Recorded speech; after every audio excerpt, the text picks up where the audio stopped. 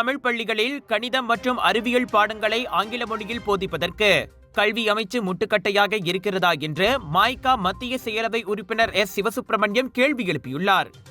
குறிப்பாக தமிழ் பள்ளிகளில் கணிதம் மற்றும் அறிவியல் பாடங்களை ஆங்கில மொழியில் போதிப்பதற்கு அப்பள்ளிகளில் ஒவ்வொரு வகுப்பு படிநிலைக்கும் குறைந்தபட்சம் ஒரு கூடுதல் வகுப்பறை இருக்க வேண்டும் என்ற கல்வி அமைச்சின் விதிமுறை அப்பாடங்களை ஆங்கில மொழியில் போதிப்பதற்கு மேலும் சிக்கலை ஏற்படுத்தியிருப்பதாக அவர் கூறினார். நாடு தழுவிய நிலையில் இருக்கும் 530 தமிழ் பள்ளிகளில் 400க்கும் மேற்பட்ட தமிழ் பள்ளிகளில் ஒரு வகுப்பறை மட்டுமே இருக்கிறது. இதனால் இருமொழி பாடத்திட்டத்தில் அப்பள்ளிகளின் மாணவர்கள் பாதிக்கப்படும் சாத்தியம் ஏற்பட்டுள்ளது.